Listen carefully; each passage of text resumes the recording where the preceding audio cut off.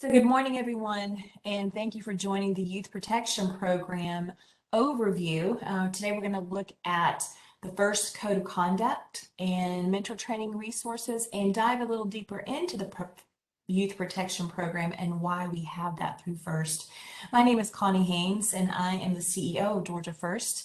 So I want to thank you again for choosing to spend your Saturday with us here at the Symposium. So let's dive right into this session. So why Youth Protection Program? The YPP, why do we do this in the first place? What is the purpose? And what is it designed to do for us as participants on either the mentor, coach, or student, or even parent and volunteer side of things? So the purpose of the FIRST Youth Protection Program, of course, is to provide anyone working within the FIRST program, coaches, volunteers, team members, a set of program information and guidelines and procedures that helps to create that safe environment for FIRST participants. Not only are we concerned with safety on the equipment and safe handling of tools, safety glasses, but we're also concerned with making sure the environment is safe within the best constraints and protections that we can give students working with them side by side. So the Youth Protection Program, like I said, sets those minimum standards. Now, does it mean that you can go above and beyond and set even tougher standards? Absolutely. But these are the minimum standards that all adults that are working with kids, and also you'll see in the presentation later, even older students working with younger students, what are those minimum standards? And these are designed to protect you as the adult, as well as protect the student engaged in any FIRST activity. Now, all of these, of course, as minimum standards, need to be looked at in conjunction with any rules, regulations, and standards set by your school or the organizing host of your team. So keep that in mind. These are the minimums, and this is where you start. So who is YPP for, Youth Protection Program? Like I said earlier, it is for the team members, the students on your teams. It's for the coaches, it's for the mentors, it's for the volunteers, and one that we miss a lot of times is it's for the parents. So the parents need that reassurance to know that we have this in the first place, and then what can they do to help support it in an environment that's healthy, as well as make sure their child participating on a FIRST team knows what the expectations are and they can help to reinforce. So the core elements of YPP: responsibility.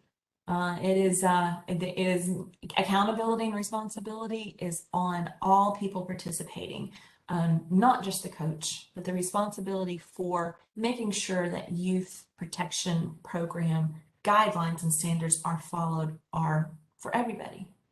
It's a way to open up a channel of communication by setting the standards up front and what is expected and where those standards have been violation, or if you just have a way to offer suggestions to make things better, that open line of communication is there and everyone feels safe using that. And it's a way to create trust, that the students trust you and you trust the students, with all people, all parties, and also parents, volunteers, all parties involved have an element of trust that says we all understand what's expected, and we trust that our any issues or anything we have to comment or anything we have to say about youth protection stays within the confines and is addressed. Dignity.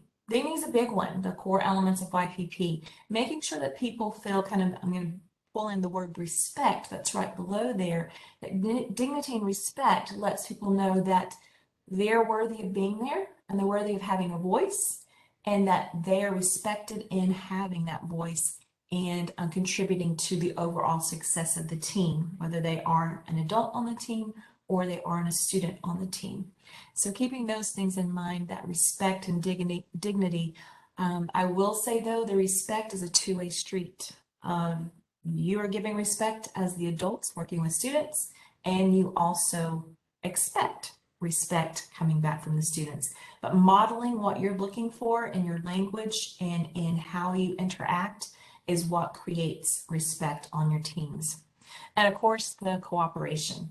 We want cooperation of all involved, and we'll expand on cooperation in just a moment and what that looks like within youth protection. So now, how do I increase the likelihood of a safe and rewarding experience for all that are involved with FIRST on my team? Adults, mentors, students, parents, everyone who's involved. Well, first of all, you have to have 2 lead mentors or coaches. And as you know, that's not just required for the YPP training, but it's also required for everything you do within FIRST, like registering your team or registering for events or having your teams go with you on to events where there will be participation in competition. So 2 lead mentors and coaches must be trained in safety measures.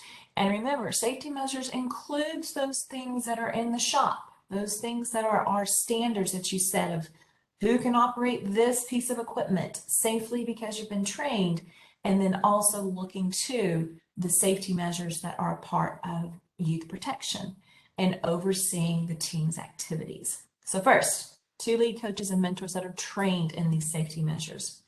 And that everyone on the team is able to talk about things like your code of conduct, and we'll dive into that deeper in just a moment, and age-appropriate terms, or talking about it in age-appropriate terms, and then that you're committed to complying with it, that you know what it is, and you're committed to making sure it happens on your team, both as a student or as an adult working with the team.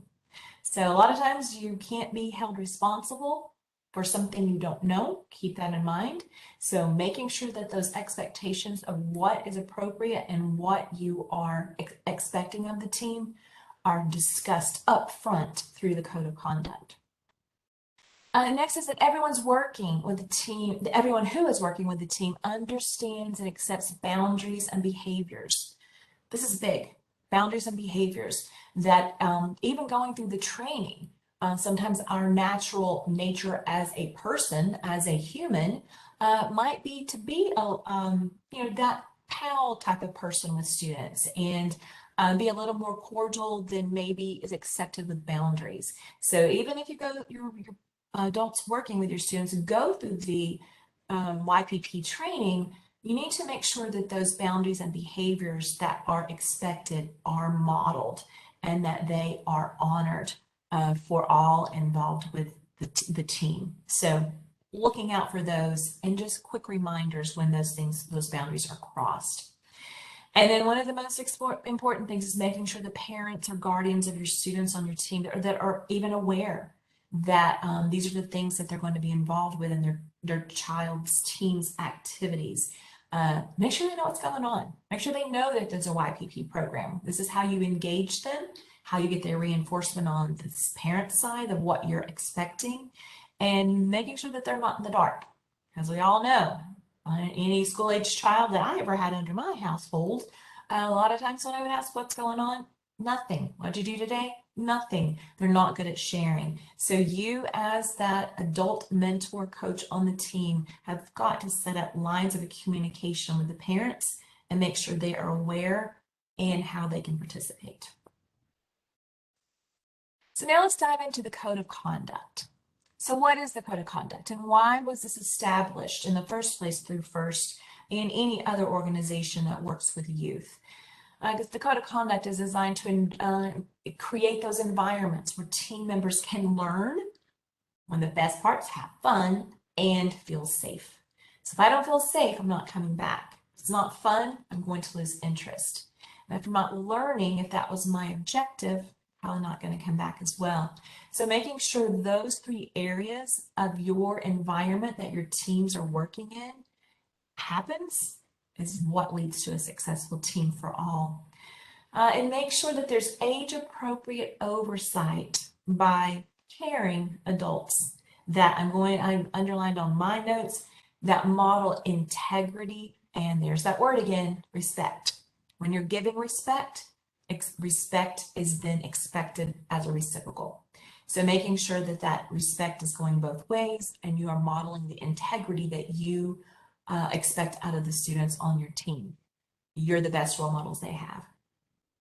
Also making sure that the knowledge, experience, and skills with a positive, that let me back up, that you are offering your knowledge, experience, and skills with a positive and flexible approach. Now, what does that mean? Positive and flexible approach. Well, we all kind of know what the positive means, that I'm giving you a chance to learn from me with the skill set that I'm bringing to the table as the adult mentor or coach on this team, and in a positive way. I'm going to help you learn it, and I'm going to reinforce you with positive language, with positive reinforcement that you're doing a good job. That flexible approach, what does that mean? So the flexible approach is set here to remind us that not everyone learns the same, and not everyone learned on the same timeline, and that our past experiences shape what we do and know currently. So flexible approach may mean there may be a student on your team that needs a little bit of extra time or a little more coaching than student A or student B. And that's okay. It doesn't mean that the student that needs maybe a little more coaching, a little more hand holding with experience and skill, knowledge, passing, doesn't mean that they cannot be successful on your team. It just means I'm going to find out what works with this kid and then use that method. So being flexible in your approach with passing along of knowledge, experience, and skills is everything to a lot of these kids that feel excluded when those things are not honored. And then, of course, encouragement to learn by doing. We all know that. I can show you, and you can stand there and watch me, or I can give you the lesson on how to do it, and I can help you do it hands-on. And guess which one you're going to learn better by? We know it's always going to be that learn by doing and fostering that cooperative learning that I'll show you, and then I'm going to make sure that you get a chance to do it hands-on in a safe environment where you will learn, and that best measure of knowledge is, can I teach someone else? So adopting that type of method in your teams. Also, the Code of Conduct addresses the environments where team members can develop supportive relationships, but observing appropriate boundaries. So the whole YPP is not just set up for adult to mentee or student relationships, but also relationships within the team, within the student to student reaction or relationships. So making sure that we know this is what's appropriate and this is what's expected, and here's how we reach that goal. And making sure that the environments are supportive. That word I would underline if I could on here, and you should when you are giving this type of training to your student, that it's a supportive relationship that does not make someone feel less than for an idea or observation that they would like to offer to the team, that we support and we respect others' point of view. And then you're including that diligent effort to protect your team members from harm. Again, this is not only through handling of tools or how do we load a trailer to go to an event. This is also making sure you protect them from harm in the ways of the Code of Conduct with YPP, youth protection, all the things that we're going to talk about today. Code of Conduct continued is we're also creating a place where team activities should be open to team members, parents, and guardians when possible.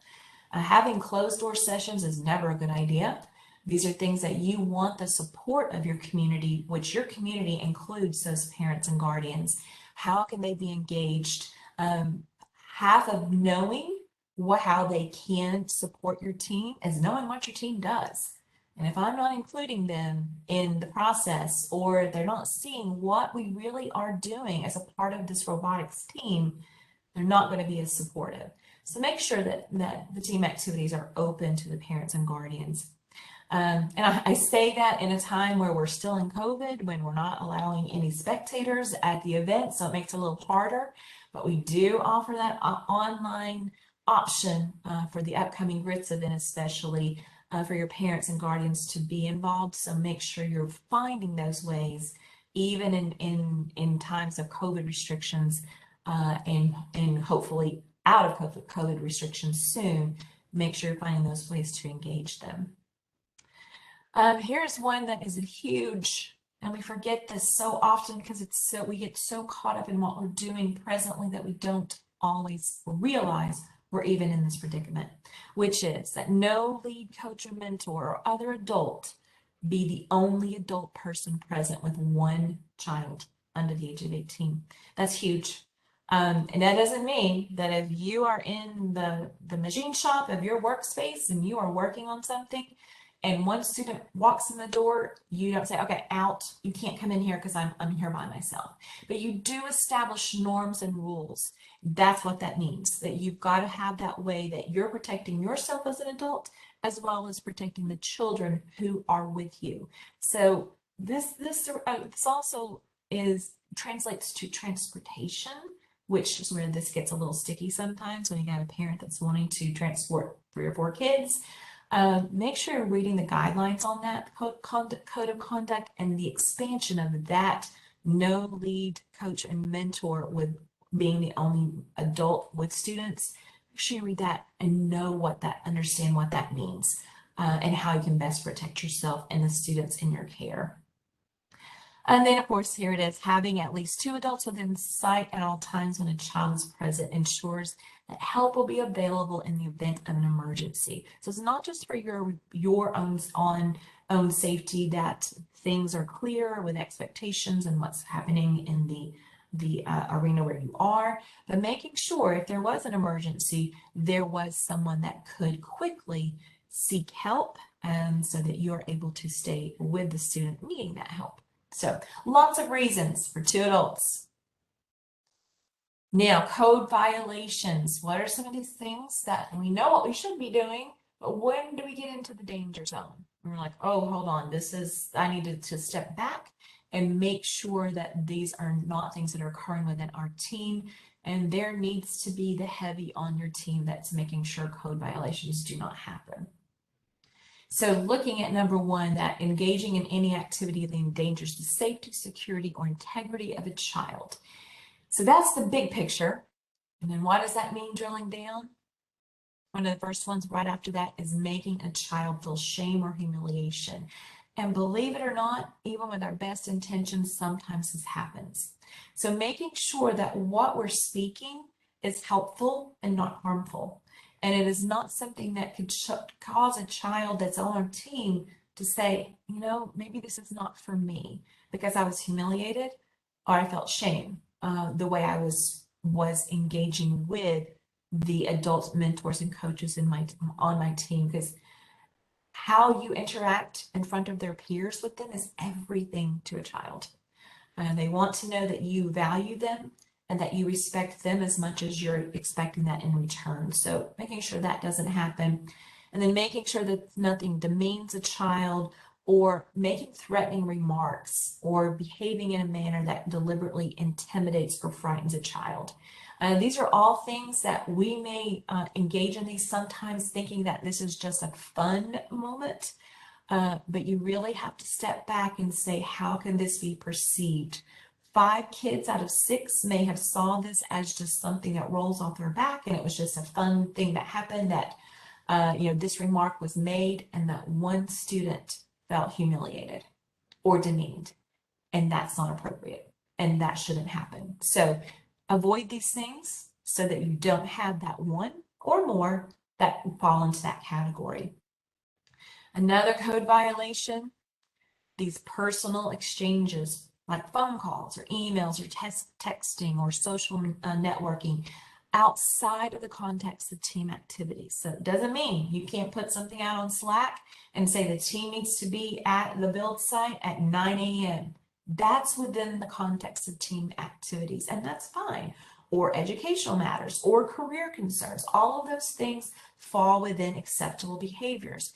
But when you are looking at sending an email or a text to a student within your team that falls outside of those categories, you're in the warning zone and you could be causing a code violation. So making sure that a copy of that written communications with children is also provided to the parent and guardian or the second adult worker in the teams. It's never just a one-up that you're saying, I'm the only one communicating, and making sure it's not in the context outside of a team matter or concern. Now, does this also apply that this kid on my team is my own child in my household? No, that's common sense. But making sure that beyond that, you're adhering to, could this be perceived as a personal exchange outside the content of team activities? Ask yourself that question. And then, of course, engaging a child in activities that are not related to a FIRST program or educational matter or career concerns. Spending personal time with the child outside of a FIRST program, you're in the warning zone. You are in a code violation there. And then, of course, I put at the bottom, unless the adult in the family is a family member or a family friend. And we all know, use the common sense there. We're not saying, oh, you're my next door neighbor's kid, you have grown up, coming in my home, and now that I'm your coach, I can have nothing to do with you outside of FIRST. That's not what we're saying. We are saying that make sure that the perceived message you're sending is what it should be. And if it's not within those constraints just mentioned, that you are not engaging outside of the FIRST program one-on-one with children on your team. Now, those code violations can continue with making sure that you're keeping your activities with the child secret. Big no-no. Don't ever encourage secret activities, concealing activities from parents or other coaches on your team. Don't ever have something that's just between you and me. We're the only ones going to know about this. Huge, huge code violation. So making sure that anytime that something is presented as a new idea, or it's something that that will be enhancing what the team will be doing, it's shared with all, and then that keeps you in the clear that you're not having those secret activities that would encourage a child not to share. And then, of course, the one, and that's very when we talk about youth protection, this is the one that comes to mind the most, is making sure that there's no sexually explicit remarks. Showing or displaying sexually explicit material, inappropriate physical exposure or contact, or using offensive language and gestures. Now, that last one gets to be a little hard. Not that I'm saying, oh, I can use offensive language because I am a younger coach or mentor with my team, and that's just how we talk. Still not appropriate. So if there's 6 kids on your team that use that same language and one doesn't, you're in the wrong. And I'm not saying if all of them use the same that you should. I'm saying that the offensive language should be avoided at all costs, and it should also not be allowed within your team. Now, what your kids do outside of the constraints of the FIRST team, that's up to them.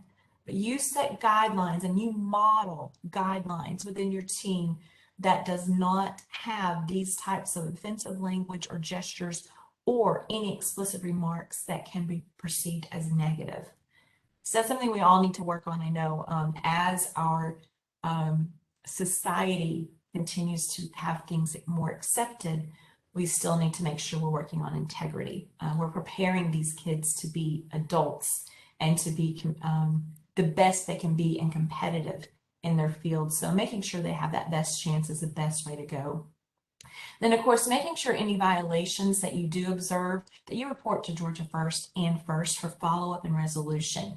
You as a coach or mentor, you are a mandated reporter for anything that you see that is out of the ordinary or within the constraints of youth protection. If you see something that is a blatant code violation or could even be perceived that way, please make sure that we know about that, because we want to address it immediately and make sure that is something that is not continued within a team. Now, that lead coach and mentor role, who are you? What is your role within the team? You are those individuals who exercise the most control over the team's activities, and you're best able to help the team members prevent and, if necessary, deal with risky situations. You're the adult in the room.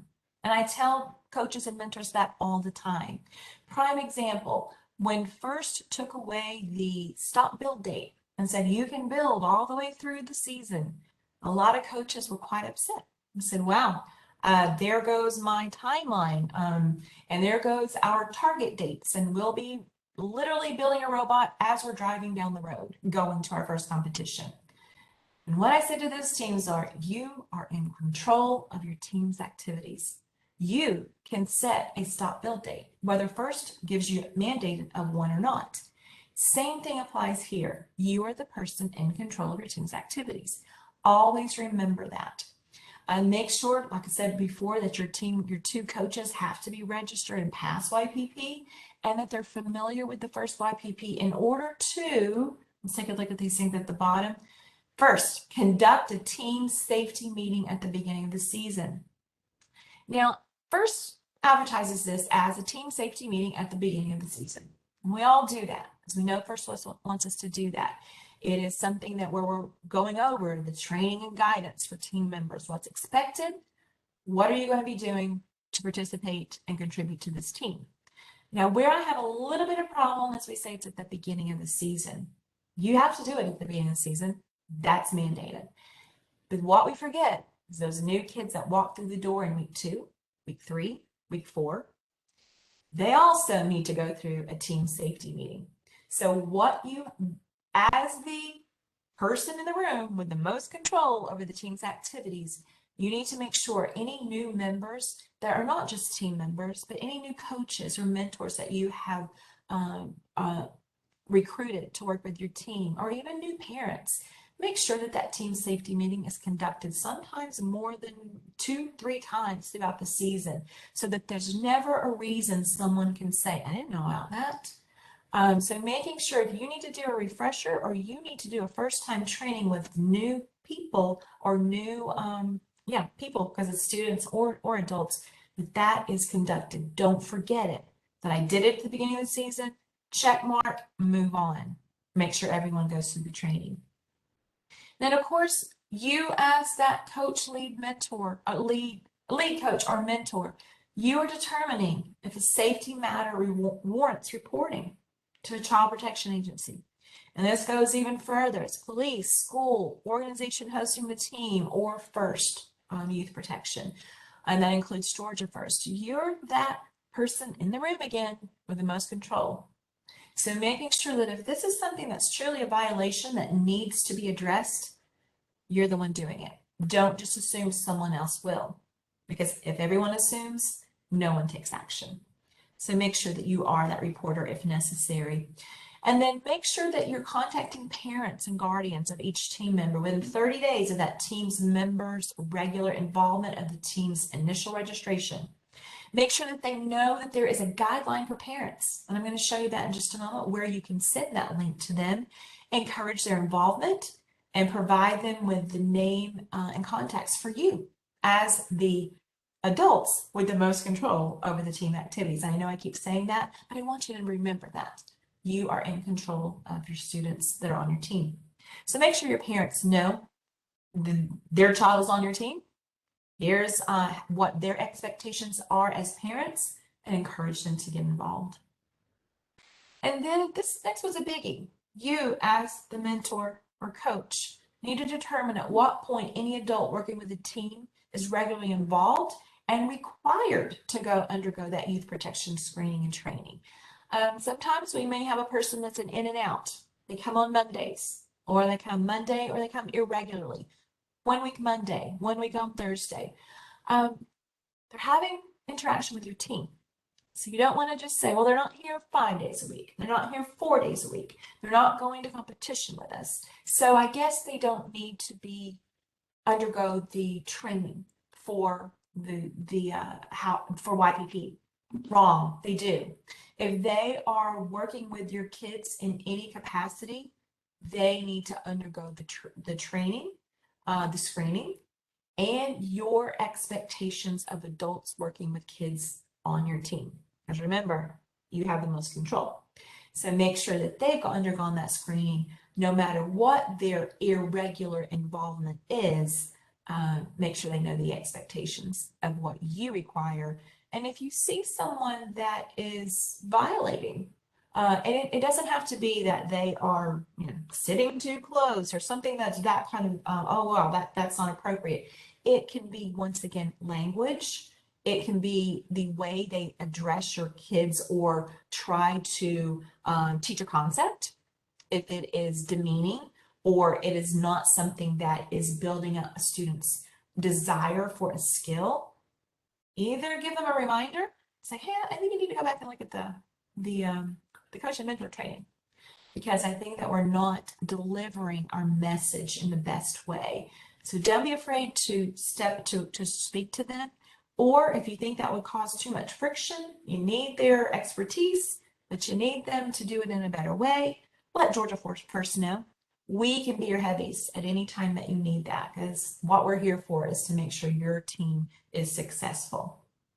And then, of course, assessing the suitability of an individual, and that includes a team member. And I always say it is a privilege, not a right, to be on a FIRST team. And by being a privilege, it means I'm here to contribute. I'm not here to tear down. I'm not here to disrupt. I'm here to contribute to the overall success of this team, whether I'm a coach or mentor or I'm a team member. So make sure your students know that it's a privilege, and at any time that privilege could be revoked if standards are not met. Training resources. Where am I finding training resources? So first, I've done a really good job of printed material, such as mentor guidelines, parent guidelines, volunteer guidelines, that are all printable, or you can send a link that someone can just read through it.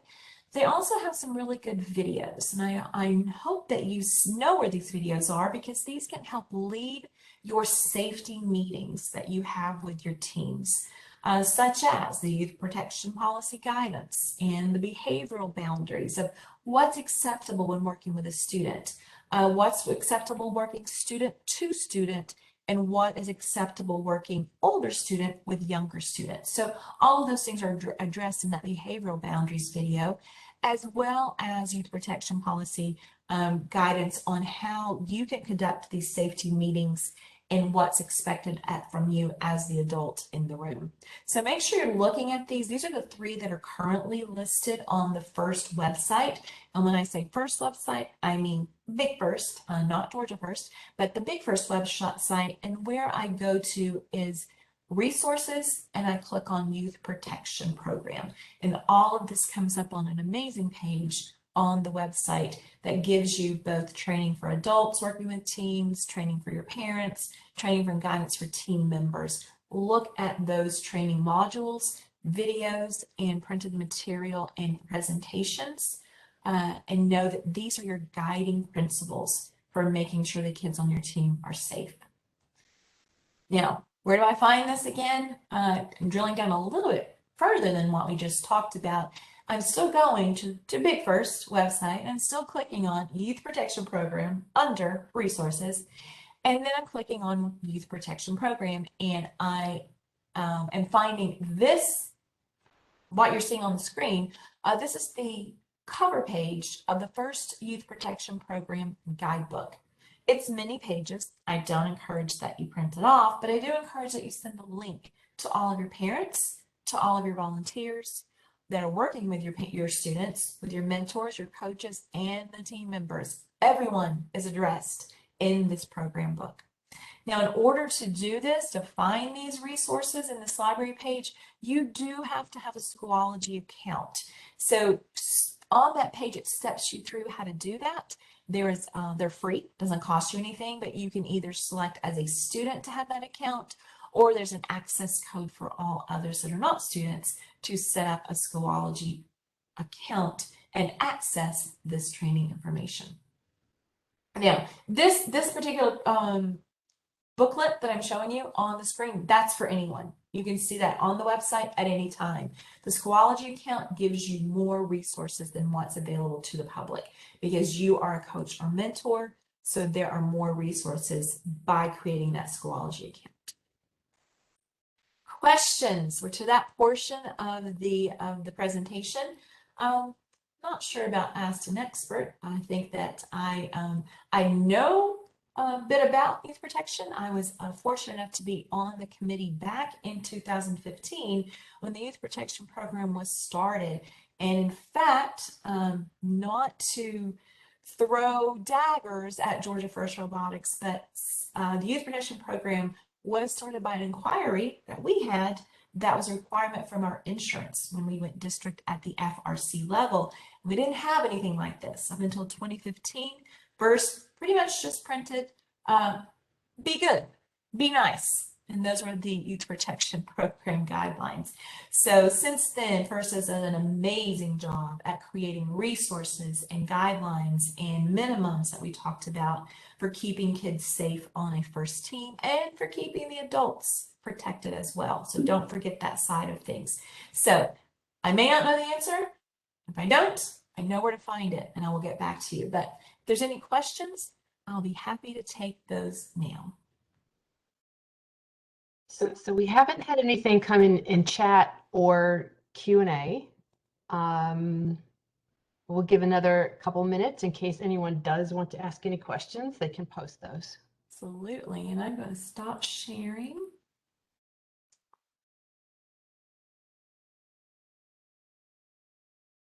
Okay. So you are able to ask questions about youth protection program at any time. And how you do that, go to the GeorgiaFIRST.org website and click on Contact Us.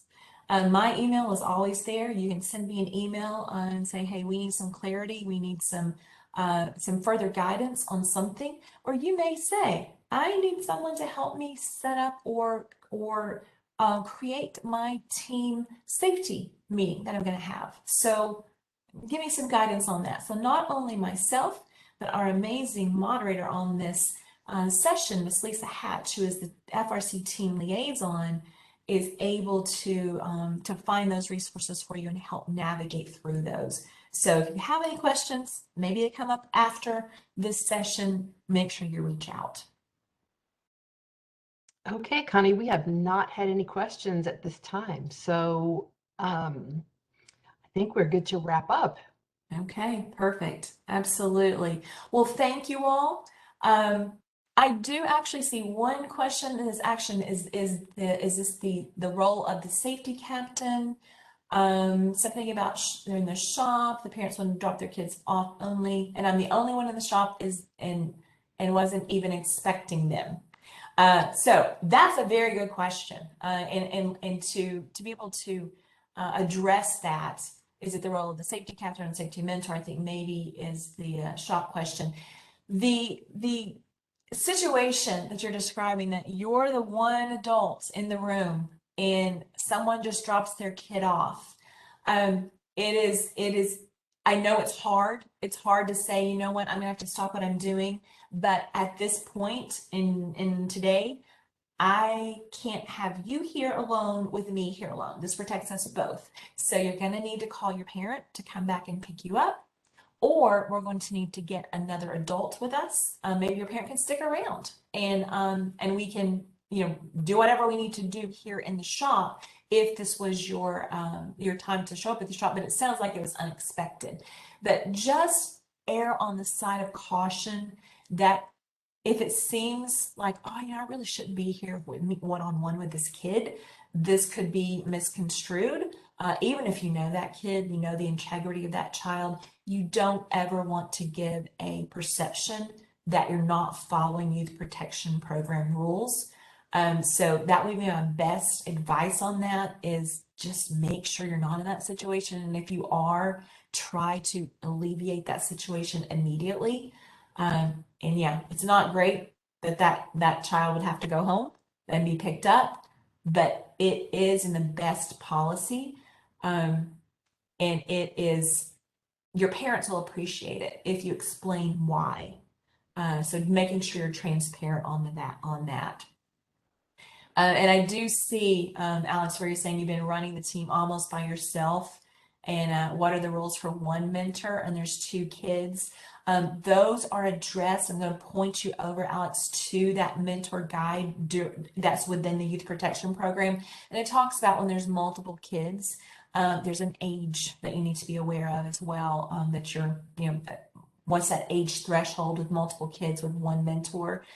It's something that's hard. It's really hard to adhere to the more than one adult in the room rule. But looking at that, and then if you have these kind of questions after looking at that further guidance, send it to me, because what I'd love to do, send it up the chain to Youth Protection Program at First Headquarters, and we'll get their advice, get their official word of what they're saying, because everything we see says 2 adults, 2 mentors that are YPP cleared should be working with your students. So send me that question formally, and we will run that up the chain. Okay, I don't see any other Q&A or anything in chat. So we'll go ahead and thank everybody who joined, and hopefully this was helpful, and it helped to clear up any questions that you had, but it might have brought up a lot more questions. So let myself and Lisa know. Lisa's also on that contact us list on the GeorgiaFIRST website. So look for us. We'll get the answers for you if we don't know them right away. And thank you. We're going to give you your Saturday back, or maybe you're going to join the last 12 o'clock session. I hope you do. There's some amazing presenters lined up for that hour as well. But thank you all, and thank you, Lisa, for moderating. Thank you.